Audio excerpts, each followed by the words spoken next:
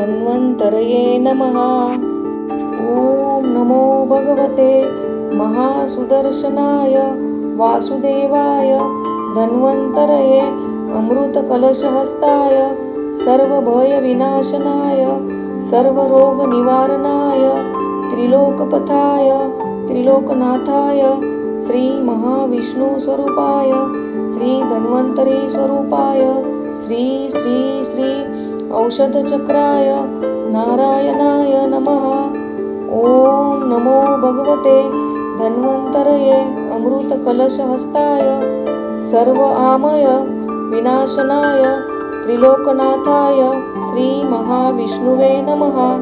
नमनि धन्वन्तरी आदिदेवं सूरसूरवन्दितं पद्मं लोके जरारुग्भयमृत्यु नशकं दातारम् ईशं विविधौषधीनाम्। ॐ नमो भगवते वासुदेवाय धन्वन्तराय अमृतकलशाः। ॐ तत्पुरुषाय विद्महे अमृतकलशहस्ताय धीमहि तन्नो धन्वन्तरी प्रचोदयात्। ॐ धन्वन्तरये नमः।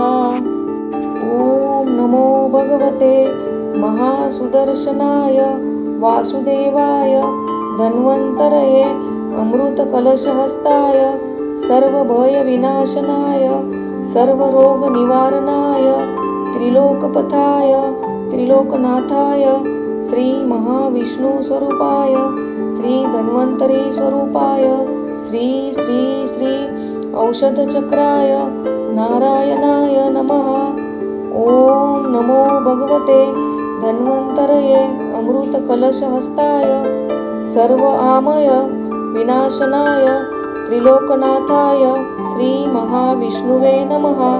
नमनि धन्वन्तरी आदिदेवं सूरसूरवन्दितं पद्मं लोके जरारुग्भयमृत्यु नशकं दातारम् ईशं विविधौषधीनाम्। ॐ नमो भगवते वासुदेवाय धन्वन्तराय अमृतकलशाः।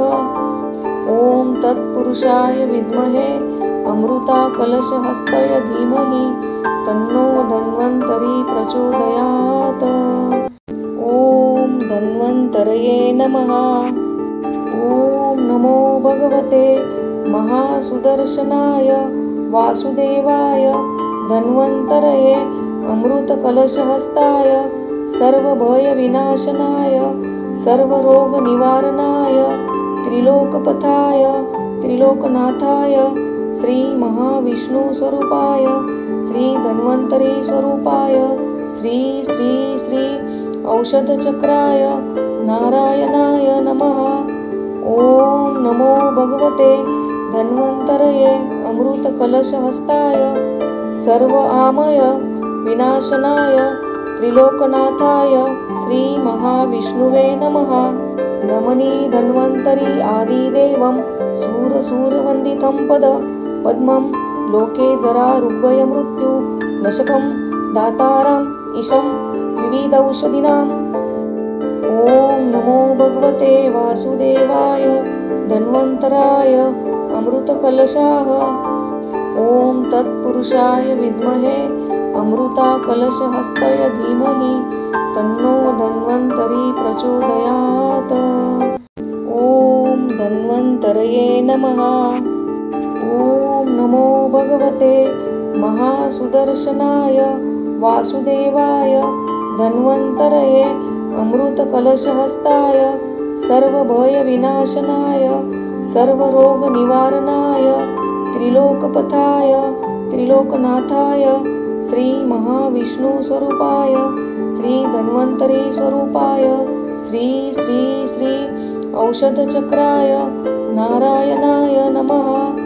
ॐ नमो भगवते धन्वन्तरये अमृतकलशहस्ताय सर्वआमय विनाशनाय त्रिलोकनाथाय श्रीमहाविष्णुवे नमः।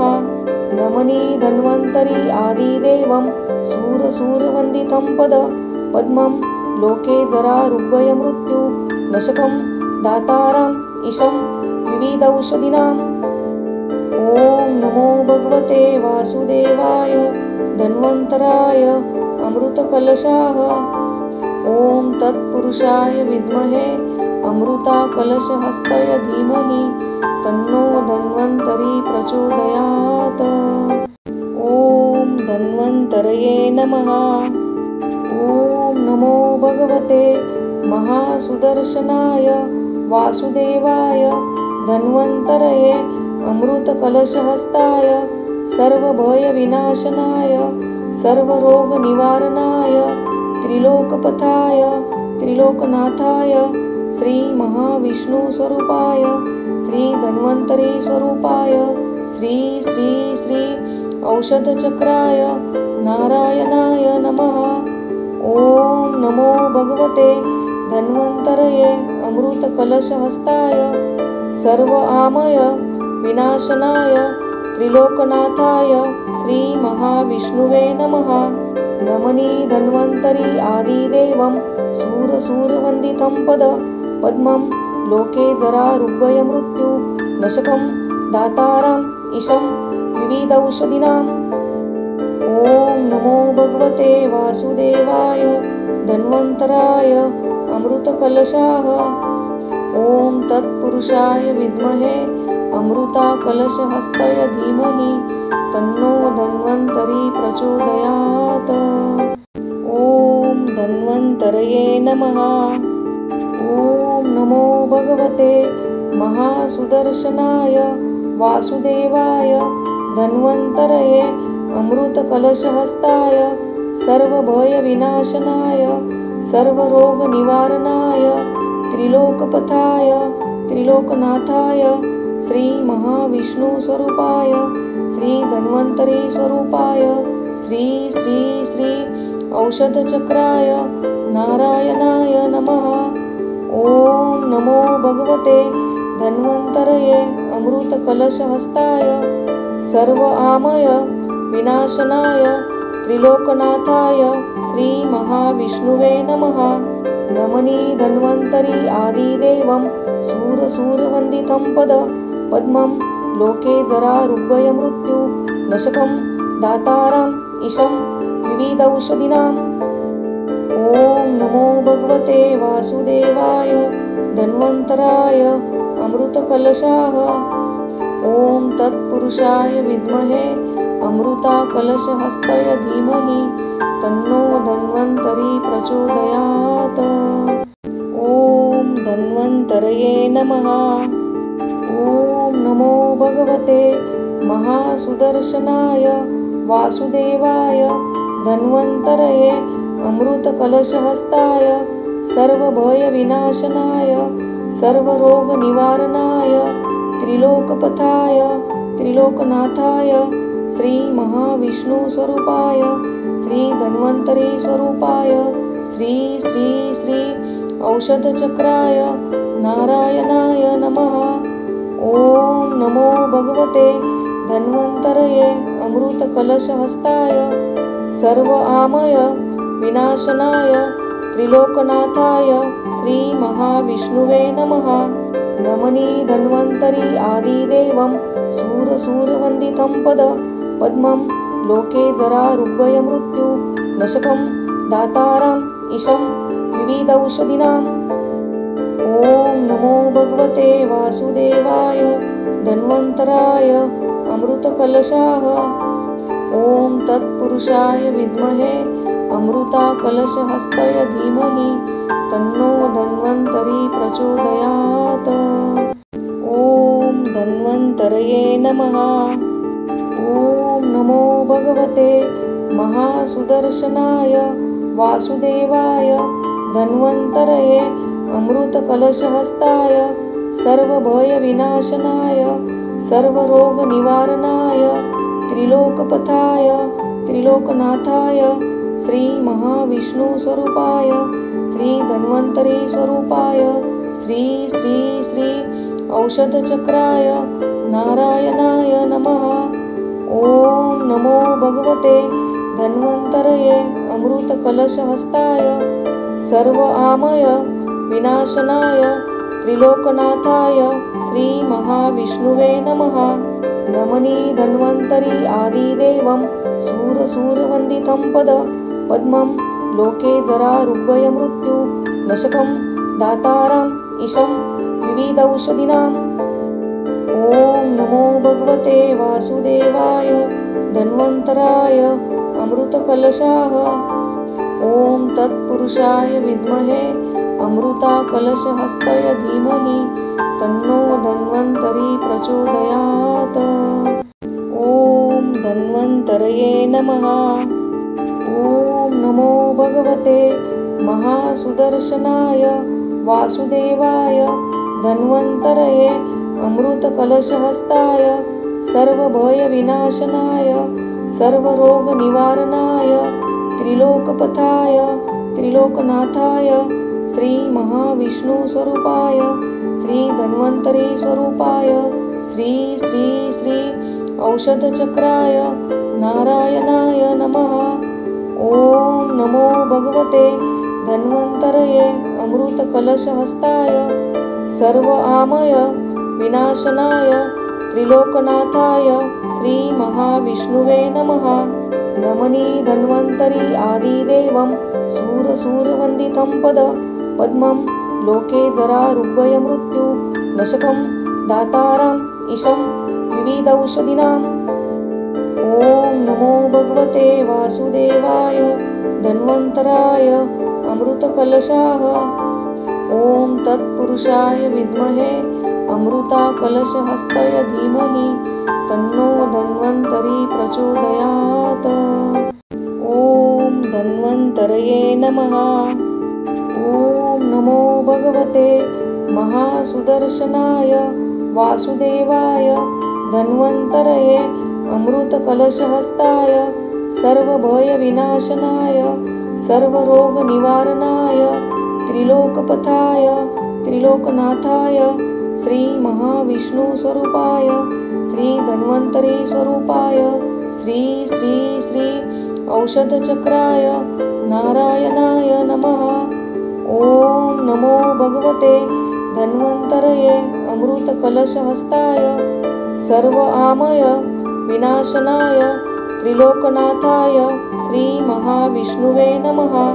नमनि धन्वन्तरि आदिदेवं सूरसूरवन्दितं पद्मं लोके जरारुग्भयमृत्यु नशकं दातारम् ईशं विविधौषधीनाम्। ॐ नमो भगवते वासुदेवाय धन्वन्तराय अमृतकलशाः। ॐ तत्पुरुषाय विद्महे अमृताकलशहस्ताय धीमहि तन्नो धन्वन्तरी प्रचोदयात्। ॐ धन्वन्तरये नमः।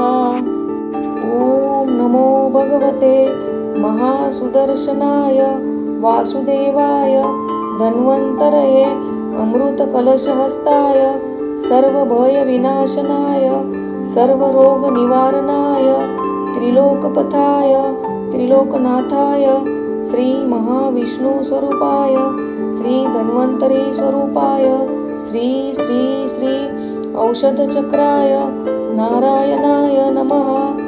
ॐ नमो भगवते धन्वन्तरये अमृतकलशहस्ताय सर्व आमय विनाशनाय त्रिलोकनाथाय श्रीमहाविष्णुवे नमः।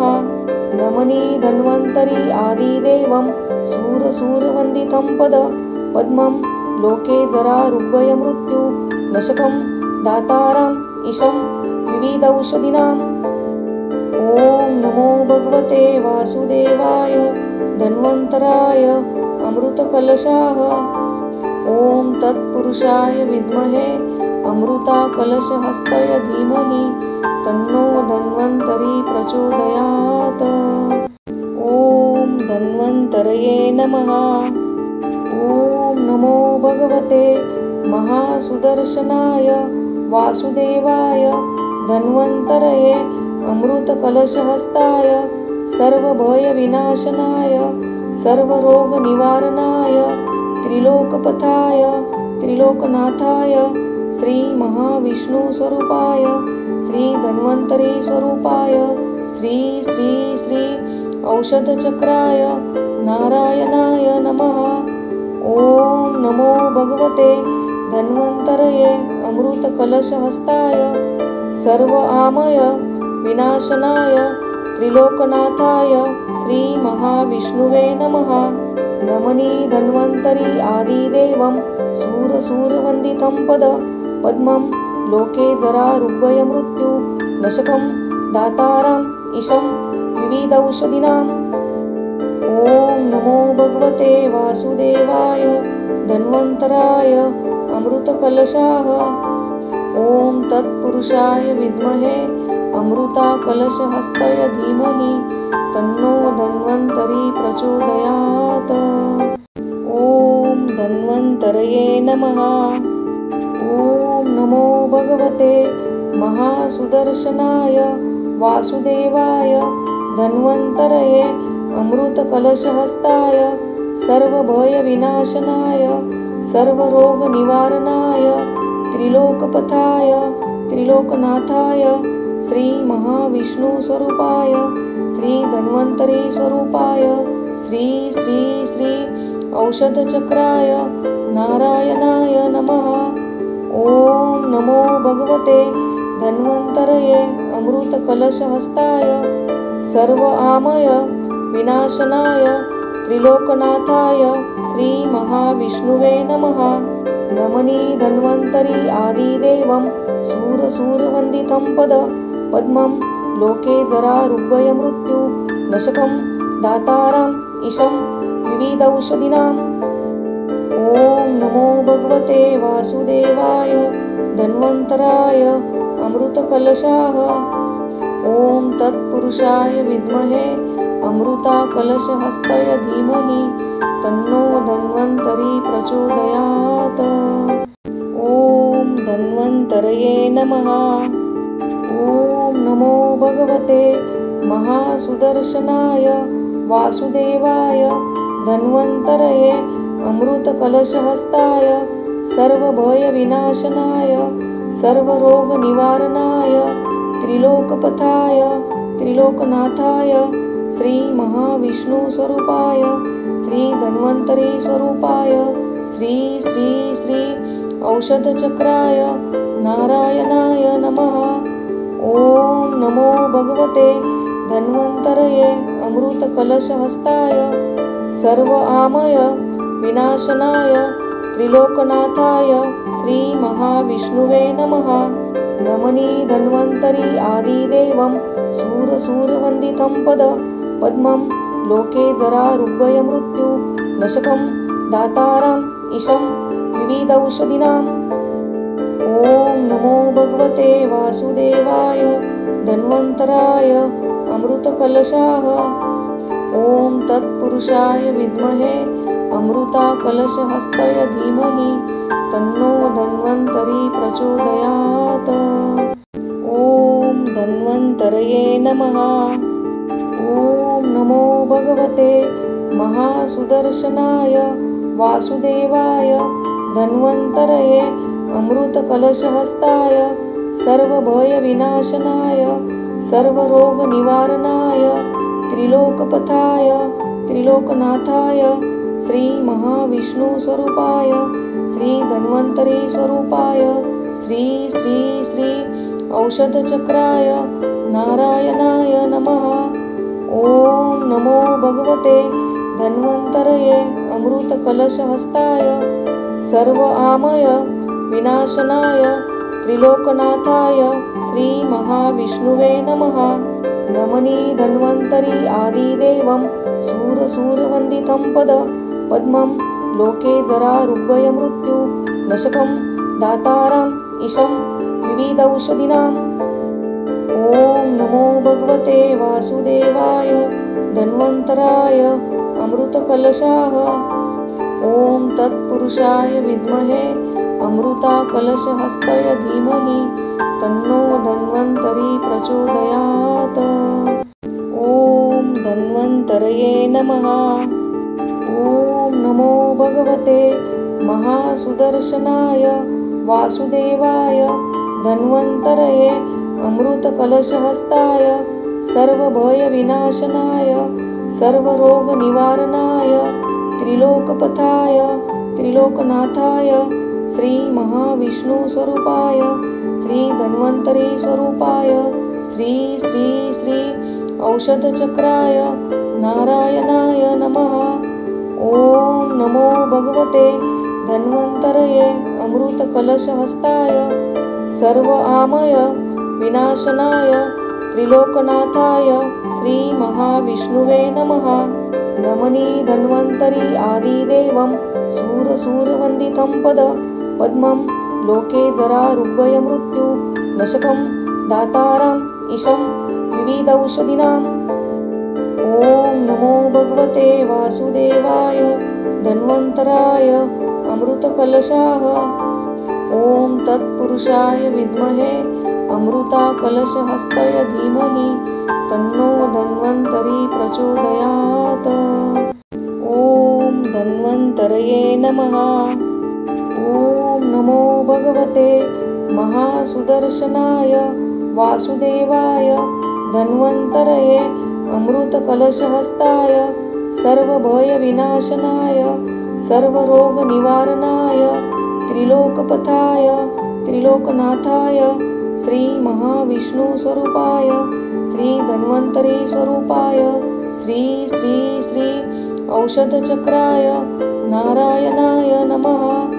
ओम नमो भगवते धन्वन्तरये अमृतकलशहस्ताय सर्व आमय विनाशनाय त्रिलोकनाथाय श्री महाविष्णुवे नमः। नमनि धन्वन्तरी आदिदेवं सूरसूरवन्दितं पद्मं लोके जरारुग्भयमृत्यु नशकं दातारम् ईशं विविधौषधीनाम्। ओम नमो भगवते वासुदेवाय धन्वन्तराय अमृतकलशाः।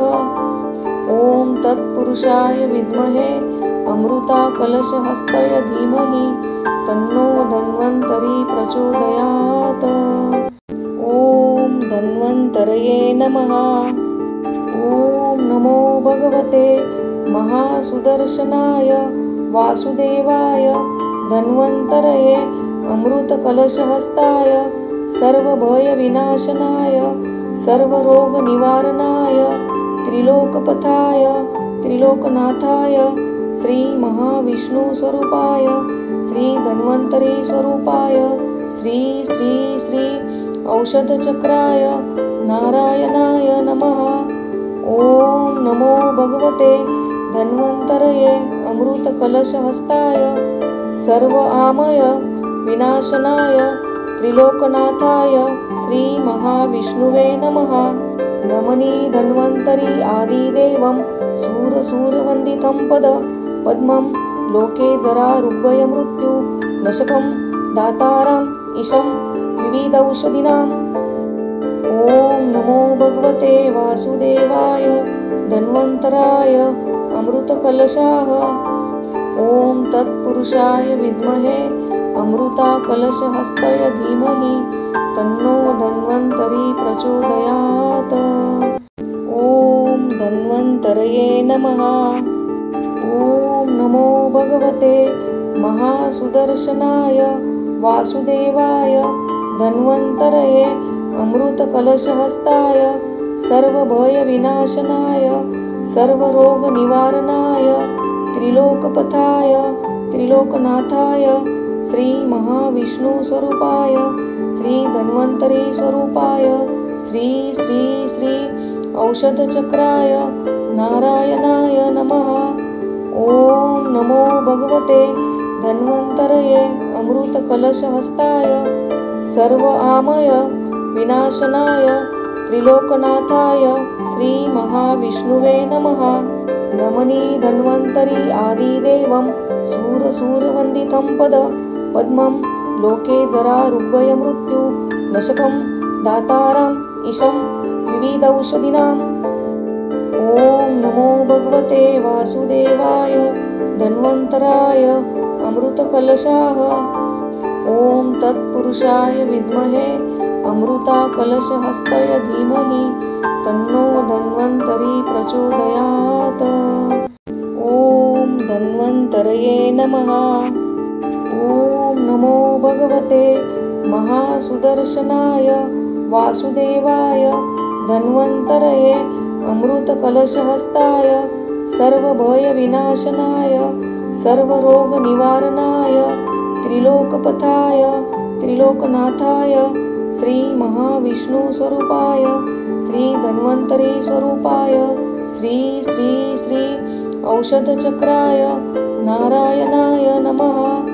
ॐ नमो भगवते धन्वन्तरये अमृतकलशहस्ताय सर्वआमय विनाशनाय त्रिलोकनाथाय श्रीमहाविष्णुवे नमः।